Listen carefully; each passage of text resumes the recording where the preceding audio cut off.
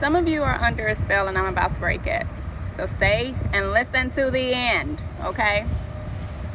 So first is the question. Do you believe and trust in God enough that he can resurrect that dead thing? Okay, that's the question.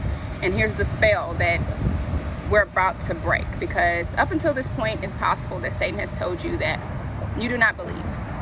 You do not believe that God will do the thing, that he can resurrect the dead thing. You don't even believe that Lazarus ever existed, okay? You don't even believe that Christ exists, if that's the case, right? If that's your mentality. Well, let's break, like I said, the spell that you've been under, because here's the thing. If you've been doing what God has commanded you to do, as in standing, so if that's prayer, if that's fasting, if that's being of service, whatever direction he's given you, whatever instructions he's given you, if you have been being obedient to that thing, if you've been following that thing, you believe God for that thing. Because love is a verb, it's an action word, okay? And love is trust. So that means you trust God enough to move in faith, to do the thing that he is calling you to do. That is love. Love is also believing. If you look up, say biblically, another word for love or belief or believing is love. They're interchangeable, love and belief. So by walking in faith, you are believing, and by believing, you are loving. Okay? This means you believe.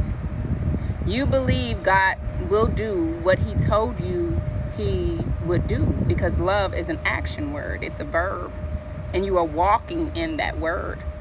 So anytime Satan starts planning your mind and he's like, you don't believe that God will do that thing, I want you to start looking back at all the things you've done in obedience to God when he called you to do that thing, because you did believe. Even if it was just a mustard seed of belief, you moved in faith. And you need to tell the devil he is a liar. I do believe, right? There are some things that God has said to me before, or some promises that God has made before to me, and I'll be like, oh my God, I'm just not convinced. And then God had to sit me down. Like, what do you mean you're not convinced? Because if you weren't convinced, then why did you do the things I called you to do?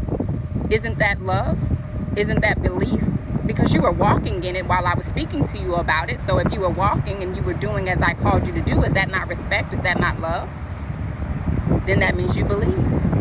Don't let the enemy get in your ear and try to confuse you about what God is telling you are, which is faithful, committed, and assured. The enemy is the author of confusion, not God. So anytime he starts trying to get you off track, pay attention to your tracks. What have you been doing? And if you've been showing up, doing what God called you to do, you believe. And you are way more than convinced that God will do that thing. You are way more than convinced that God will resurrect that dead thing. Okay? Spell broken. I love you.